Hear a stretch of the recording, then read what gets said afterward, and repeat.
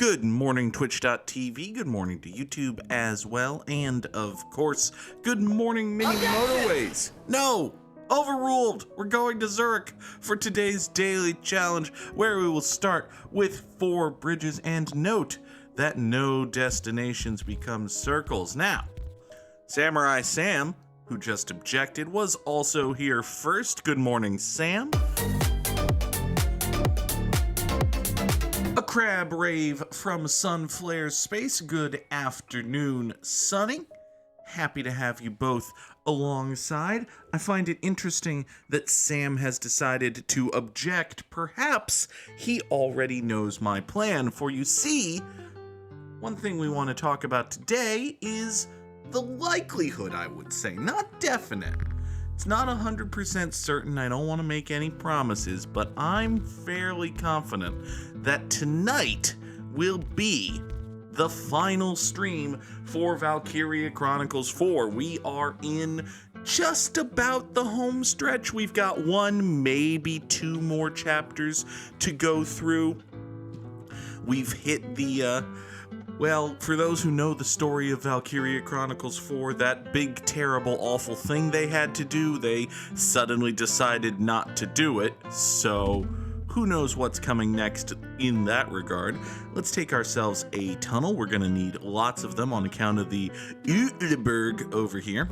It's probably not how you say that, but I'm not from Zurich, so, you know, you'll have to forgive me, Swiss folks. These 2 yellows will swing down and around here rather than anything else. You know, I could actually, might it be better to, no, because I would still have to deal with getting yellows past here. I was thinking maybe reds down here, blues through and then here, and yellows up and over. But no, the yellows would still have to deal with this square, so we wouldn't have 1B and 1R, so that just wouldn't be any good now, would it?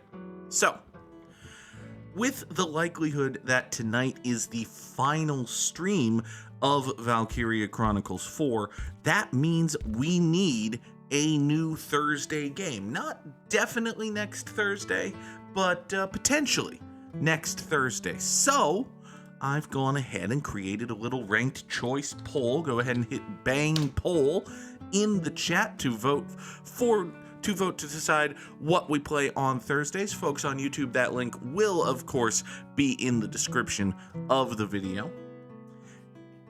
Don't hit bang poll. That'll send you to Warsaw. Which, listen, I can't afford to send people to Warsaw all willy-nilly. Shit's expensive. Let's slightly tweak our road placement here. Doot, doot, and a doot. We're gonna run up and through here just like that. Take care of that. The Warsaw does sound like a very powerful weapon, right? It sounds like something you'd use in Baldur's Gate, to be honest. It sounds like a character-exclusive unlockable weapon in Baldur's Gate 3. You go down that way, you go over here. Hulkamat wants to know the Goog's top 3 current members of the Elite who were on television last night. Last night on Dynamite, the Elite, which is a little wrestling stable, kicked out a dude and suspended a dude and introduced a new dude. So, TLDR, the Elite is a little faction consisting of the Young Bucks, Nick and Matt Jackson, and Kenny Omega, and Hangman Page, and a bunch of their friends who either aren't in the company or are persona non grata among civilized wrestling, or both of those things these days. I don't think they ever formally kicked Marty Scurll out of the Elite, but also Marty Scurll's not in the Elite, if you know what I mean. Is Giannis Antetokounmpo... I almost said that right. I got through the hard part and then I choked on Kumpo. Oh, God. Oh, no. Is Giannis part of the Young Bucks? Asks Samurai Sam, and I don't think so. Not officially. I'm sure they'd love to have him, but no, actually. It's a shame. Anyway, what do we got going on here? A lot of stuff all of a sudden. This red is going to join this road and go up this way.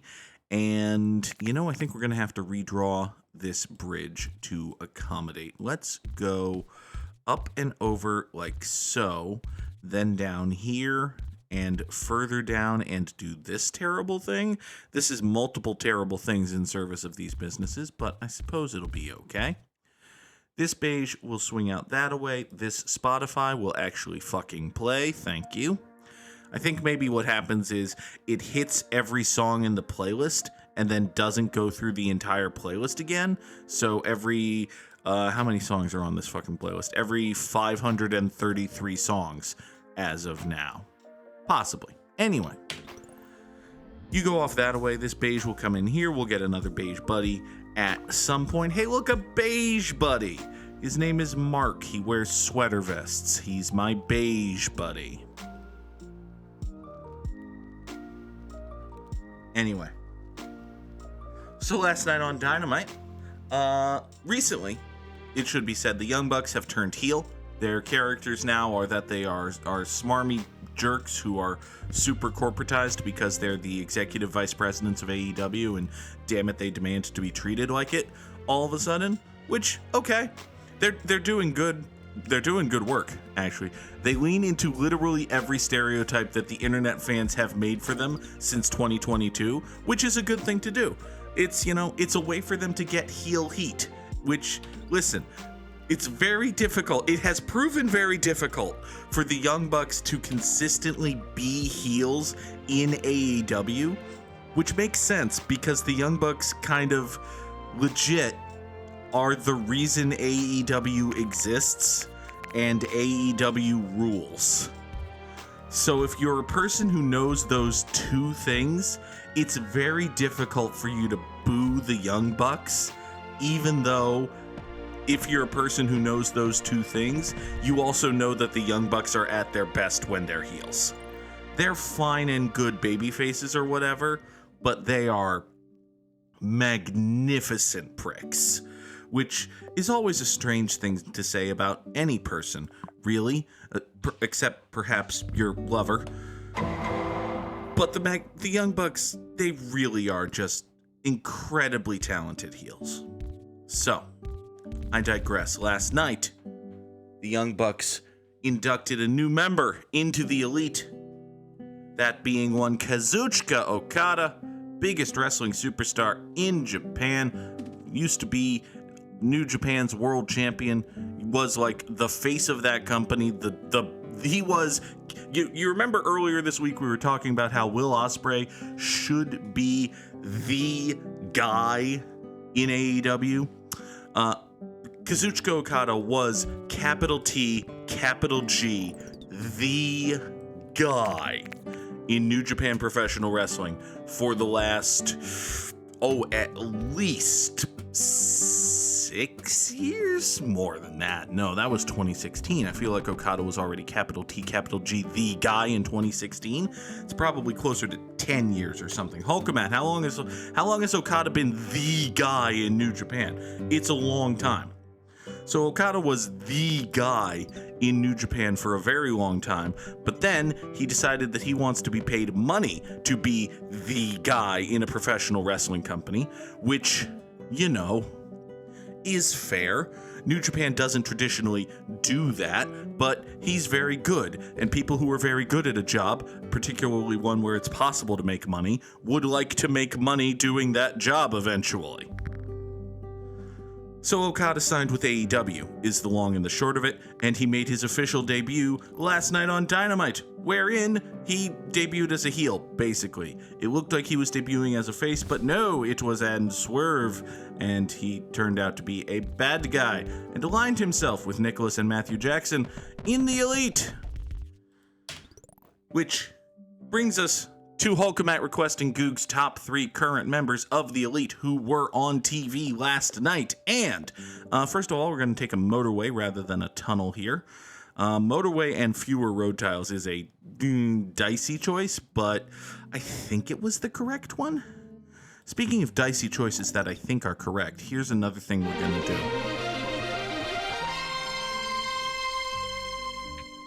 It's been a minute. We're gonna celebrate Fishingworth resubscribing for 28 months in the Goog Troop. Thank you, Fishingworth. 2 1/3 years of being able to drop all of those lovely tier 1 emotes, not to mention, of course, the follow motes.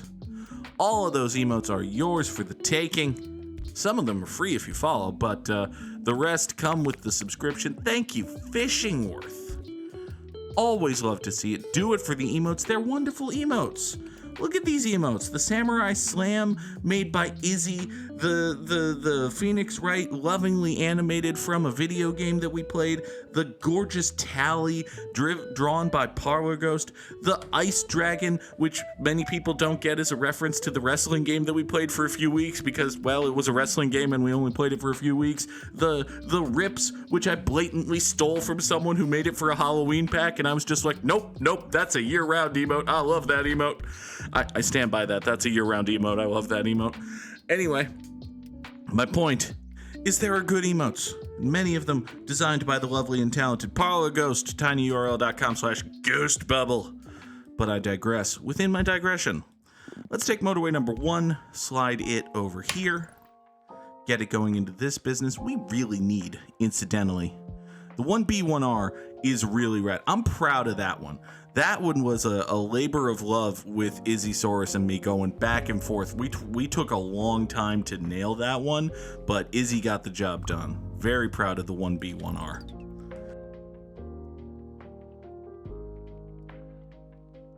Alright.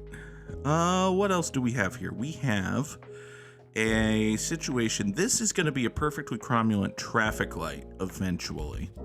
So these yellows are going to service... these yellows here are going to take care of this crap. Can I? No, I can't slide this house down here because this square still exists. So that's not great. I'm going to wait to see where another beige spawns before I... Okay. So these 2 beiges here are going to take motorway number 2 and get down that way to this business. And that's going to basically be okay. Is that going to basically be okay? I feel like that's basically going to be okay. Hulkamat requested that we talk about the Goog's top 3 current members of the Elite who were on TV last night. I am going to judge solely based on their performances last night.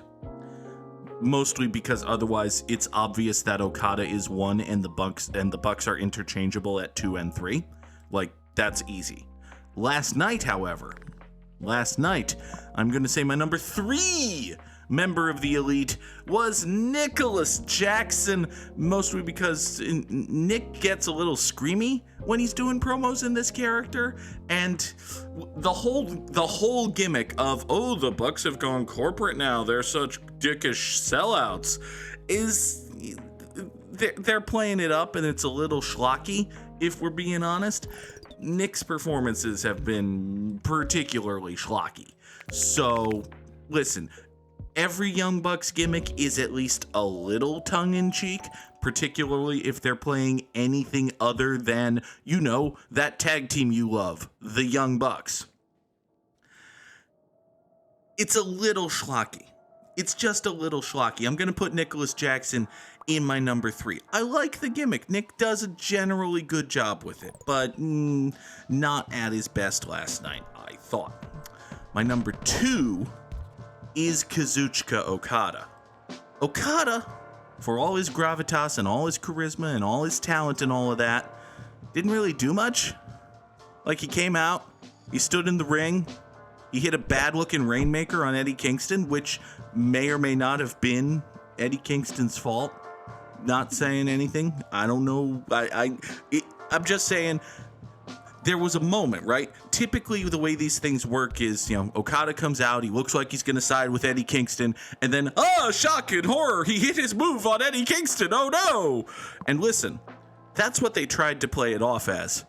What actually happened is Okada comes out, and he looks like he's going to side with Eddie Kingston, and then he grabs Eddie Kingston, and he sets Eddie Kingston up for his move, and they stand there whispering at each other for like 5 seconds.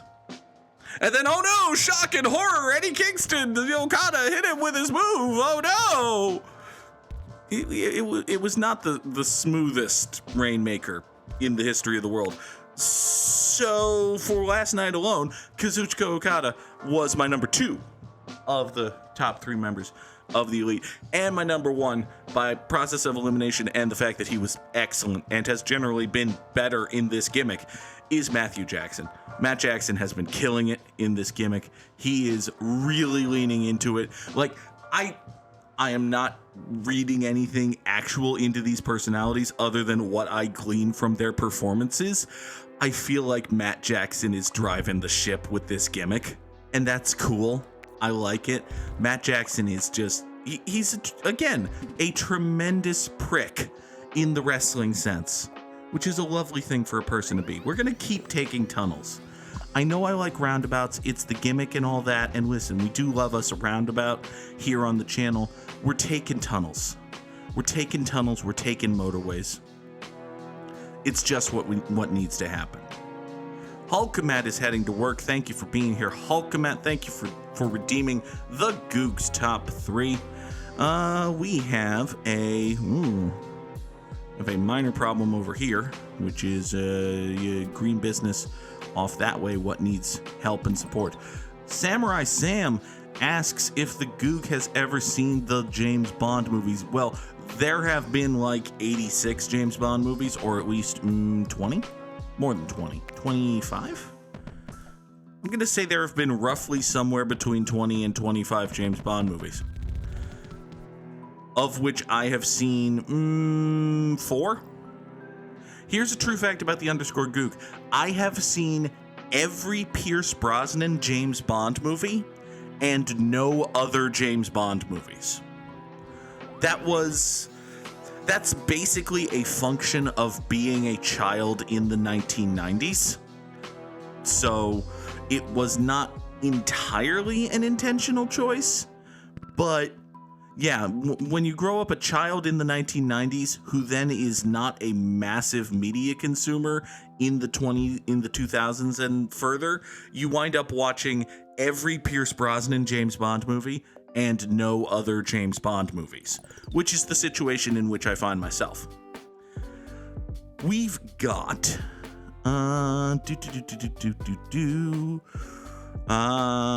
once I figure out what I'm doing with these blues, we will do a special Goog's top 4 of the Goog's top 4 James Bond movies that he's actually seen. What are we gonna do over here? Boop, boop, boop, boop. We're gonna reroute this blue so that these 3 go down to this business, and then these 2 right here are going to take motorway number 3 and go the exceedingly long way down here to this bottom right corner. There. I'd like it very much if another blue spawned over here, because that way I could shorten this motorway, but for right now we just need to get more blues heading down in a that-ly direction. That should be fine. Samurai Sam has never seen The Corner. I do not know what The Corner is. Oh, apparently there's The Corner is a feature in... Oh, do you mean this? This little kadush right here? Is that what we're calling? No, it's on the left side. The Corner. Do you mean down here? Over here? I don't know. There's a couple of big open areas. Maybe he means up here. Maybe Sam hates up here for some reason. Anyway, I digress. We left side of the mountain. So, like, all of this, just all of this, Sam's not a fan of that. You can't motorway into it. Oh, no, you mean down here. You mean all of this little area of doom. This is a big place to pave over, man. But yeah, I understand why you would. I can see why you would say it kind of sucks. It does, upon further inspection, kind of suck. That having been said, let's take these yellows, run them down this way, delete that.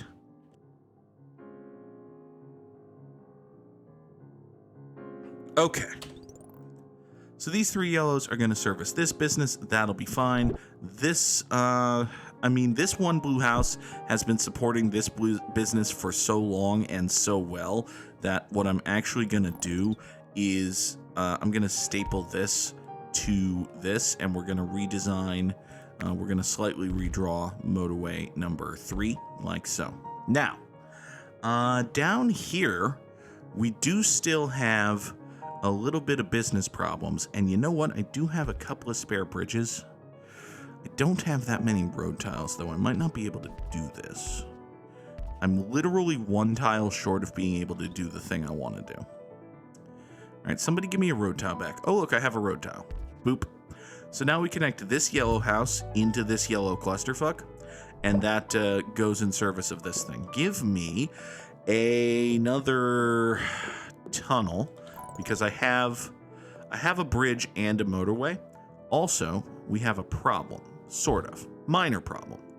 What we're going to do is disconnect the road connecting these 2 green businesses, because we now have another green house up here. So these 2 greenhouses are going to service this business. These 4 greenhouses are going to service this business. And off you go. As promised, it is now time for the Goog's top 4 James Bond movies that he's actually seen. Number 4 is going to be Tomorrow Never Dies, and number 3, tied with Tomorrow Never Dies, is The World Is Not Enough. And the reason for the tie is I've seen both of them once, and I don't remember anything about either of them in particular. I know my bestest friend in the whole wide world is a pretty big James Bond fan, right? Incidentally, second yellow house over here means we can separate these yellows, which is going to be wonderful. Fucking wonderful that we get to do that. Also, these 2 beiges right here can grab motorway number 4, slide over top of this mountain. I said over top of this mountain. Can you seriously not get right there? You can't get 1 tile lower? You tassbirds. All right, fine. You 2 are going to get over here, and you're going to go down into that business. It's going to be A-okay. So, I know that one of Tomorrow Never Dies or The World Is Not Enough has Denise Richards in a tank top playing a nuclear physicist named Christmas Jones, which is kind of ridiculous, but did I mention Denise Richards in a tank top?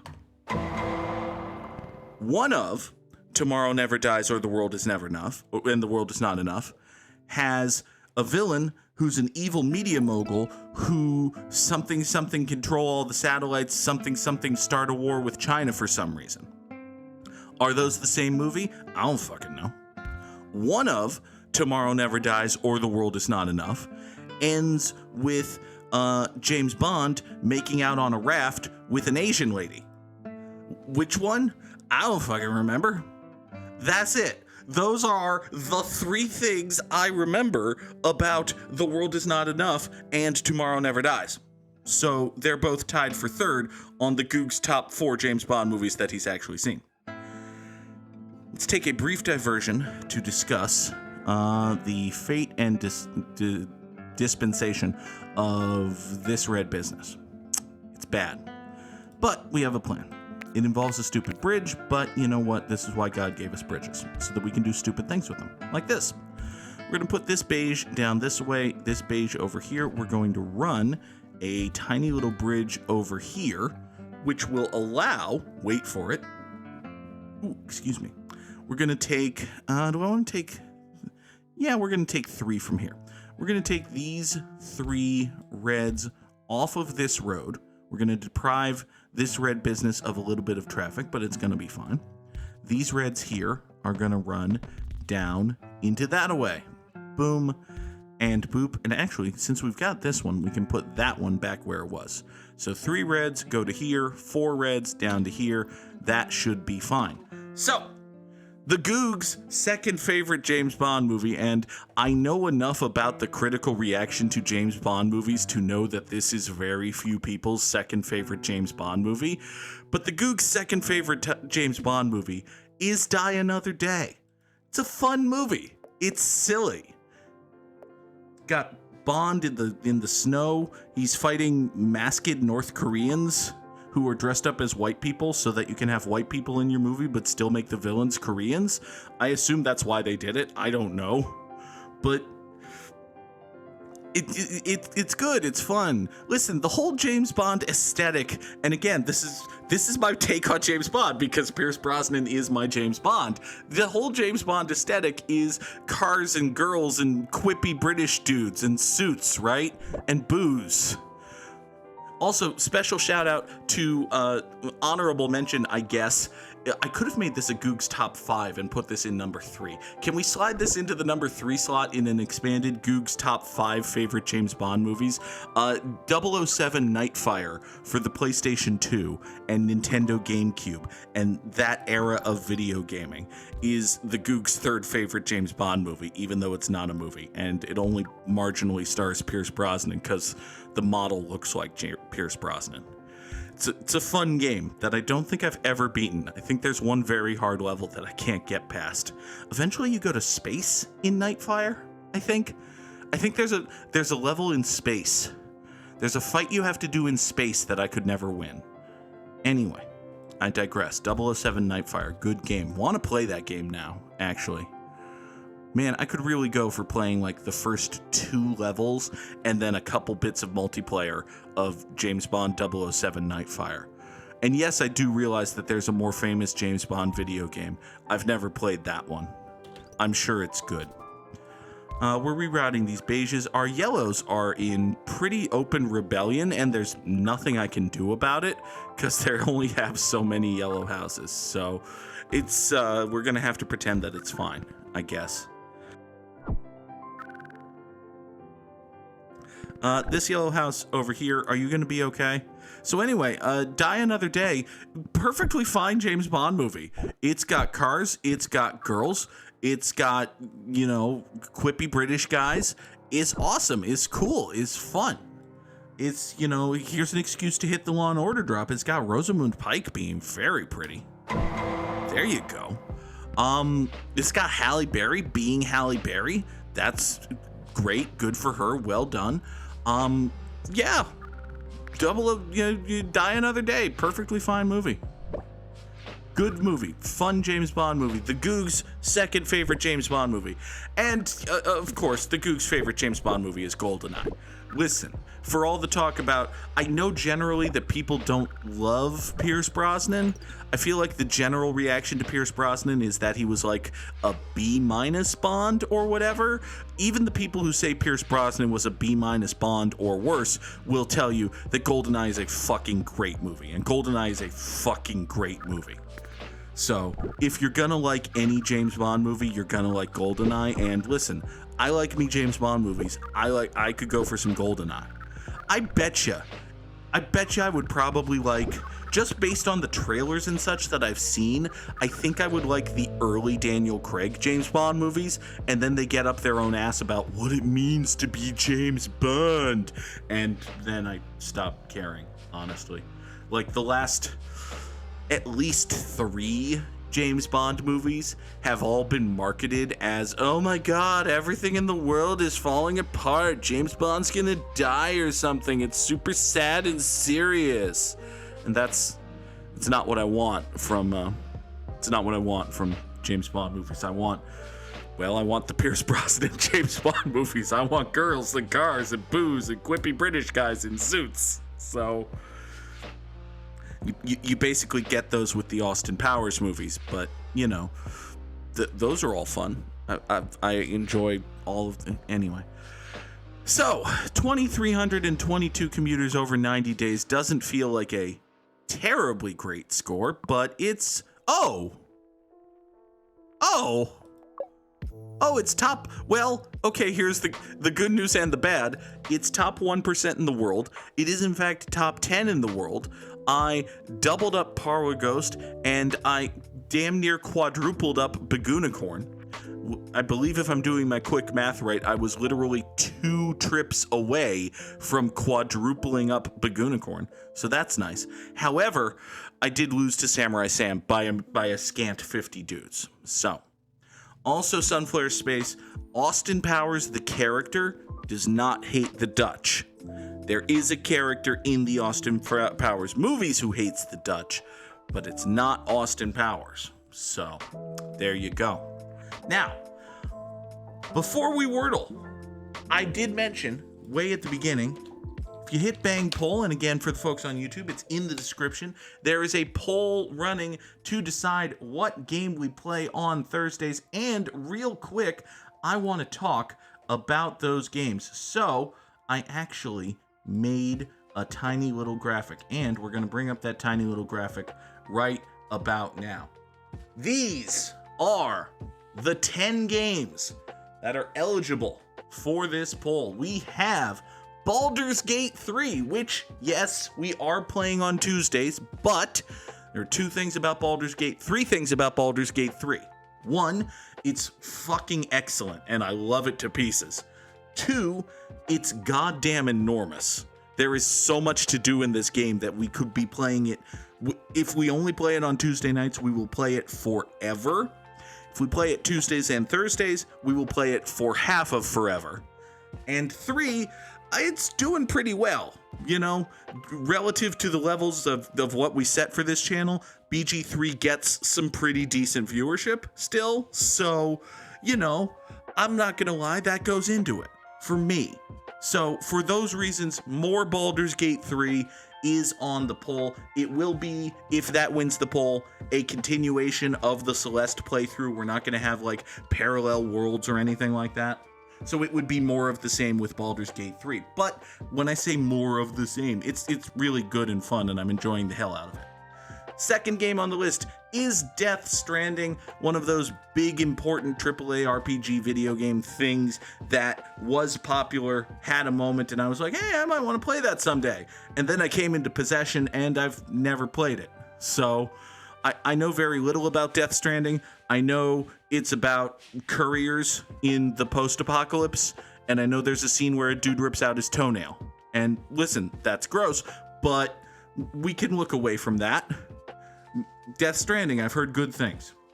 Number 3 is Disco Elysium, a lovely little story-driven point-and-click RPG. We played it for like 10 minutes as part of a subathon or a streamapalooza or something like that, and I wound up dying of a heart attack trying to retrieve my necktie from a ceiling fan, which is just a thing that you do. It's a thing that you do sometimes in Disco Elysium.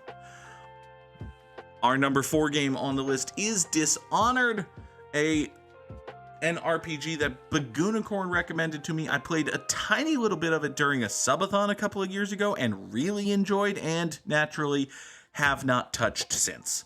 Absolutely have not touched, but Dishonored is another possibility. Go ahead and vote for that. The 5th game on the list right now is Final Fantasy VII Remake. It is a remake, not rebirth, that you're voting for right now. And the reason for that is I very much want to play Rebirth, and I would be happy to play Rebirth on the channel, but I want to replay Remake before I play Rebirth. So I'm either going to replay Remake on stream over the course of several Thursdays, or I'm going to tell myself I'll do it off stream and not do it for 6 months. But we'll see. FF7 Remake would be followed by FF7 Remake Intergrade, the Yuffie DLC, and then at some point we would absolutely do Rebirth on the channel. Not necessarily committing to doing that back to back to back, but it's possible. The number 6 game on the list is Final Fantasy IX. FF9 is a game that I love and have not played in years, a classic RPG from the golden age of Final Fantasy RPGs. We've played 6 and Tactics. We keep slowly, we've done Final Subathon 7. Seeing those videos on YouTube on Mondays. Final Fantasy VIII is also a video game that exists, but Final Fantasy IX is the one that I actually want to play, so FF9 is a possibility as well. Number 6 is whichever game is the first Great Ace Attorney game in the Great Ace Attorney thing that Jeebus got for me a couple of years ago. I'm pretty sure he got me Great Ace Attorney Chronicles, which is the collection of 3 Ace Attorney games with Apollo Justice, maybe? Don't quote me on any of that, But it's 2 games, not 3. Amazing. Well done, Goog. And it's not Apollo Justice. Great. Awesome. Good job, Goog. My point is, we would play the first of those. I think one of the mistakes I made when I did the Ace Attorney trilogy is that we did the Ace Attorney trilogy back to back to back. And that was a lot. It was an awful lot. So we would do the first of those if Great Ace Attorney is the winner. And listen, the Ace Attorney games are fun and cool when they're not terrible garbage. It's true of most things. Number 8 on our list is Hard Space Shipbreaker. This is a game I've seen Circle Master play and I've been intrigued by. It's like a space scavenging simulator, basically, with a story that gets more in depth as you go along and the gameplay mechanics. It kind of had a little bit of a Subnautica feel, just a tiny bit, but with possible space monsters instead of sea monsters, which is hopefully different given how poorly I reacted to the sea monsters in Subnautica. The 9th game on the list is Road 96. This is a game I know basically nothing about, but it came recommended by our friend Jeebus42. It is a roguelike, I think? Like procedurally generated, every run is different, you're hitchhiking down the road sort of thing, is what I know about Road 96. But it seems interesting. It seems a little bit shorter than I think every other game on this list. So it would be one that we would be in and out of in just a few weeks, but doesn't necessarily mean that it's any less fun. And the 10th and final list, maybe I'm wrong, Sam. Maybe it's not a roguelike. Maybe it's a different thing. Don't quote me on that. The 10th and final game on the list is Medieval 2 Total War, or is it possibly Total War Medieval 2? I don't know. What I do know is that it is a big epic strategy game set in Europe, in medieval Europe, amazingly, where you take over one of like a dozen factions and try to rule all of Europe or parts of Europe or just a little bit of Europe or just not die to the barbarians in Europe. So it's a game that I've seen played on YouTube. Many a True Nerd, one of my favorite YouTubers, did a comprehensive Let's Play of it, and I really liked it, and I was like, I want to play that one day. And I bought it, and I own it, and I've never gotten further than the tutorial. So now you have the chance to tell me to get further than the tutorial, god damn it. Those are the 10 games that are on the list. Let's see here. If I do this, this is not going to be on stream. Okay, so here's what we're going to do. We are going to just put this obnoxious little bug down in the bottom right corner like so. Just as a reminder of the 10 games that are in the poll, those will be up for the remainder of the stream. Again, bang poll in chat, or it will be in the YouTube link, in the description of the YouTube video. Those will be right there. Let us move on then to, I did not set up the Wordle window. Hold, please. I forgot to grab a new window for our Wordle game. That was silly of me. So those 10 games are eligible for the Thursday stream poll. We will do one of them, definitely. Last time I looked at the results, there was a game that was leading that I didn't expect to lead, but the great thing is, we don't have... Listen, I would be happy playing any of these games. If there was a game I didn't want to play, it wouldn't be in the poll. You remember when we were discussing Final Fantasy VIII, and I kind of laughed? Yeah, Final Fantasy VIII didn't make the frickin' poll. There's a reason for that. So, point is, I was surprised when I saw the poll, but not disappointed in any way. So, that poll is going to run for a little while. If one game gets out to a super huge lead, I might decide a winner early, but it's going to run at least until like Tuesday. And that's assuming that we actually do finish Valkyria Chronicles 4 later tonight, of which there is no guarantee.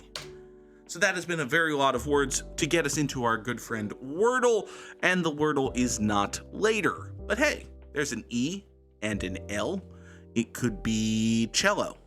There's absolutely nothing saying it's not cello. It is, in fact. I saw that green C and thought I was a goddamn genius, but no. But no. Could it be close? Was I close? Was my guess of cello actually close? Yes and no. Oh, God. Oh, right. All right. What could it be? It could be clone. It could be clove. I think it's one of those. I can't think of another one that it could be right now. So let's go with clone, which is the slightly more common word. There we go. It's clone. Thank God.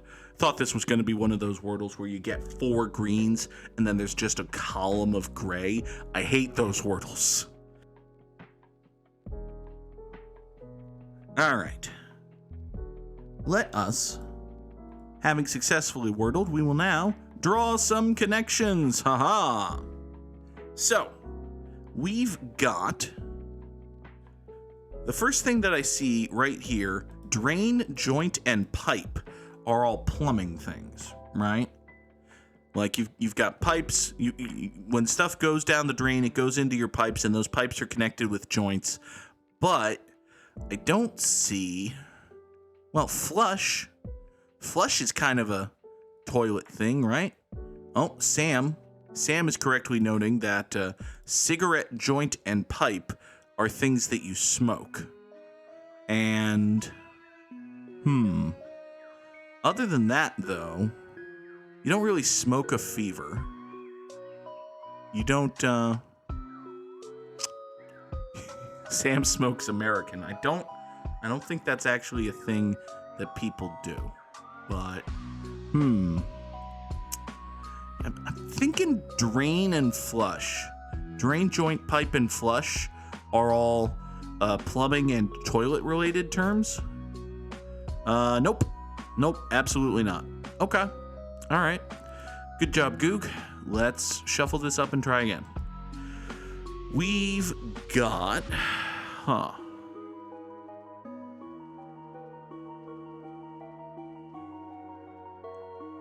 interesting. So mutual, collective, common, and joint. There you go. Thank you, Sonny. Mutual, collective, common, and joint. These all mean like together. You know, people working together toward a shared objective, that sort of thing. There you go. So that takes care of joint, which really eliminates both the smoking and the piping. Hold on. Anyway, what else do we have here? If you're fever and flush, those are both indicators that you're sick, but,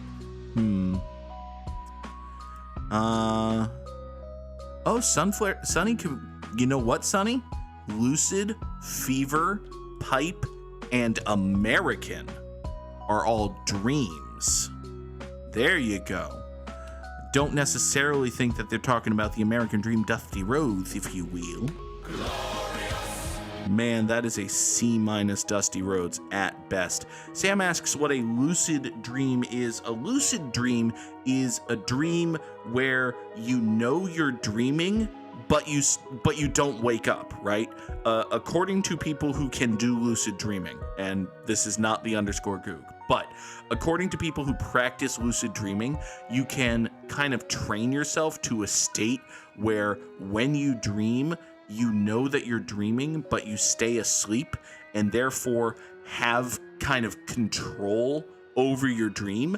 And as one would imagine, if you have control over your dream, you can make things happen. You can experience things, you can go places, you can do things, that sort of thing. It sounds very cool. It doesn't actually get, you know, Sam, I was deliberately avoiding it, but you can, in fact, if you feel so inclined. At least according to practitioners of the lucid dream. Which, listen, if you have lucid dreams, tell us all about it in comments. We need to farm that hashtag engagement, after all. Sunflares had a dream where you went, I need this tool, and it appeared in your hands, but when you looked away, it would disappear again. That seems frustrating. The kind of dreams that I have are, they're like if I take melatonin, which I take almost every night, but sometimes when I take melatonin, I will have a dream where everything that has been just in my head or on my mind for the last 2 weeks piles on top of itself and works itself into a cohesive narrative. It's very weird. But anyway, Sam suggests that flush, empty, drain, and clear are great ways to say just clean that shit out, get rid of it, either in the metaphorical or literal sense. But yes, you can rid something as a verb of contents by clearing it, draining it, emptying it, or flushing it. Now then, what is the connection with toe, pencil, ticket, and cigarette? You know what? All of these things do have things on one end of them that get worn down over time. Sam, what is a toe butt? Or a ticket butt? Or a pencil butt? I know what a cigarette butt is, but I don't. All right, what do we got here? They are associated with stub. They are words that are associated with the word stub. What? Like, okay. Like a stubby pencil is just a tiny little pencil. Like you use a pencil and you use a pencil and you wear it down and you wear it down until it's just a little stub. I guess you do the same with a cigarette? I guess. And then a ticket stub is the little part of the ticket that you get after the ticket taker takes the ticket. And if you stub your toe, you kick your coffee table. So, okay. I guess. Well done, connections. You sure did connect things. Let's move on to strands, shall we? So today's theme is don't do it. Don't do it. There are 8 theme words in the puzzle. Let's see what we can find here. Well, I did just find so, but if you note, we highlight so. That doesn't even give us a hint, because a hint getting word, the graphic is covering the strands. Oh my God, it is. Oh my God, it is. How could I possibly do this thing? Let's grab it and yoink it and shove it over here. There you go. Off in the corner where you belong. Thank you. Thank you for pointing that out, Sunflare Space. Now it is better, maybe, a little. Anyway, so, if we go with so, S-E-W, that does not even give us progress toward a hint. The hint progress words have to be 4 letters, basically. 4 letters or more, obviously. Fishingworth says that disaster is in here. Oh, not as a strand, but as a thing that's just happened. Yep, okay. I saw this D-I-S and thought D-I-S-A, and then I lost it. Sunflare Space says that she found steward, which is a wonderful word. It is around here somewhere. Steward sits around so. So we just found so. Ah, there we go. S-T-E-W-A-R-D. Steward is a hint word, not a theme word. Okay. Well, let's keep going then. We find, well, there's note right here. That's a hint word. Okay. That's a word that's in the puzzle, but not going to be something that gets you any satisfaction or something. I don't know where I'm going with that. We've got gland right here. That will give us a hint. I think this is the first time I've ever needed a hint. Fishingworth just found gluttony, which, hey, don't do it. Are we talking deadly sins today? Oh, I think we might be going deadly sins here, because right here is sloth. Oh, well, very interesting. Very interesting indeed. Now it starts to come together. There's envy. Okay. So over here, this is INGS. So, I mean, well, this just says rings, which, okay, not not quite right, but it's got to be something in here, right? Got Lust up in the top left corner, as one does. I see... Nope, I don't see. Okay, T-H-A-L, nope. S-G, yeah, I-N-G-S, this is the end of a word.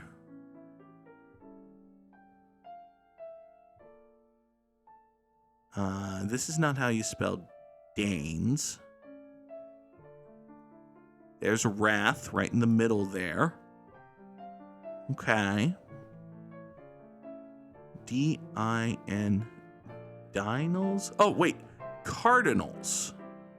Oh, cardinal sins. Oh, snap. There you go. Cardinal sins is the spangram. Very cool. And here, right here, is pride. There's no T in pride. It could be 2 words. The spangram could be 2 words. And, okay, so this INGS is separate from this over here, which is greed. I see. Very well done, Strands. That's a good little puzzle. Little bit tricky. We found the theme words and the spangram. Did not use any hints. This is a cute little game. This is, we've only done like 3 of these, but this is a cute little game. It's also more consistently non-bullshit than, say, Stub. Just putting that thought into the universe. And now we must name some guys. We need first-round draft picks: Boston Red Sox, New York Yankees, Seattle Mariners, Kansas City Royals, and dudes what played shortstop. So we need to remember Pedro. Unfortunately, even though Pedro played for the Red Sox, he did not play shortstop, nor was he a Mariner nor a Royal. But hey, you know who was a Red Sox player and a Mariner? My God, Jamie Moyer actually did play for the Seattle Mariners and the Boston Red Sox. Neither of those teams, it should be noted, are the San Diego Padres. Jamie Moyer, after all, was not a San Diego Padre. Now, we need a Red Sox player who played shortstop. Let's go with Stephen Drew. Stephen Drew was a shortstop on the Red Sox for a good number of years. He was good for some of those years. We need a New York Yankees shortstop. Whoever shall we name for a New York Yankees shortstop? New York Yankees shortstop. Gee, I wonder. Well, there can only be one. Didi Gregorius. Didi Gregorius was the shortstop for the New York Yankees for a number of seasons. Oh, goodness. Also, we need a first-round draft pick who played shortstop, which, oh boy.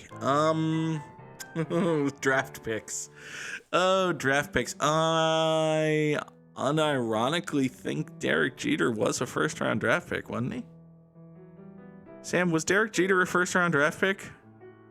That sounds conceivable. It also sounds like it could not be.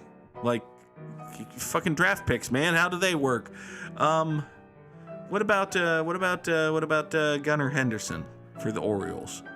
He's played shortstop, and I think he was a first-round draft pick. I know he was their top prospect for a while, and that usually, though not always, correlates with first-round draft pickery. Yeah, fuck it, Gunnar Henderson. That's a thing that might be correct. It's a thing that is not correct. Well, good job, Goog. Well done. Was Derek Jeter a first-round pick? Should I be really mad at myself? I should, in fact, be really mad at myself. Okay. Good job. Well done, Goog. Well done. Nomar Garciaparra was also a first-round draft pick. Well, just fucking amazing for him, I guess. We need a Red Sox player who played for the Kansas City Royals. Let's go with Paul Bird. Paul Bird played for both of those teams. Ha-ha! There. Trombone Dalek has redeemed a treat for Nora. Nora, as it happened, was just curled up on my desk right next to me for quite some time this morning. Hello, Nora. But now she gets a treat. Hello. Yeah, the treats are over here. Yes. Come to me, my kitten cat. Yes. Hi. Oh, you're so cute and meowy. It's entirely possible that you're audible from over there, but I want you to meow into the microphone. Oh, there's your kitty. Give us a meow. Give us a meow? No? All right, fine. Here, have a treat.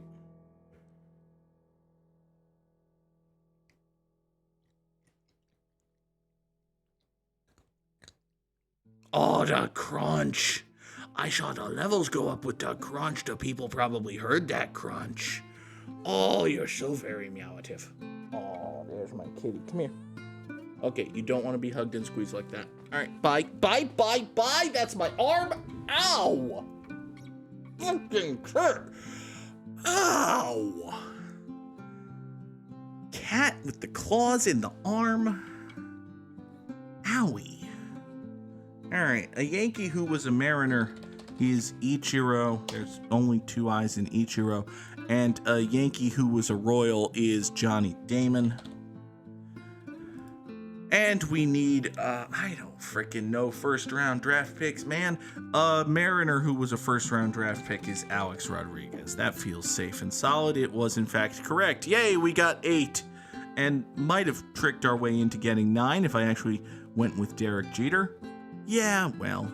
Okay, so listen. The thing with first round draft picks is sometimes they wind up being major. Most of the time, I will say this, most of the time, the guy you take in the first round winds up being a major league player. If you draft a dude in the first round and he doesn't even make the major leagues, it's an indicator that either your scouting sucks or your player development sucks or both. With that having been said, even first round draft picks, the chances that they wind up being like good or having a solid, respectable career is like, eh. And also, they're only going to be good or have a solid, respectable career most of the time, like 3 years after you draft them, at least. Rare is the dude who gets drafted and then makes the major leagues within like 18 months of having been drafted. Rarer still is the dude who gets drafted, makes the major league within 18 months of being drafted, and then goes on to have a good career. Because most of the time, when a dude is already good enough at the time of the draft to be in the major leagues, he's also as good as he's ever gonna be. Like, as a Red Sox fan, I'm inclined to recall Craig Hansen, who back in the day, I believe, was a first-round draft pick of the Red Sox and was then on the major league roster in the Red Sox bullpen before the end of the year. He was also roughly as good as he was ever gonna be, and it turned out he wasn't actually that good. But, you know, I digress. This is the reason that Major League Baseball's draft is not as interesting as other teams' drafts. Also, Major League Baseball doesn't let you trade draft picks, so... Anyway, folks, that is going to do it for us here today on Good Morning Mini Motorways. Let us bring in our schedule so that you can see we intend to play Valkyria Chronicles 4 later tonight, perhaps for the final time. But of course, those 10 games, they are coming.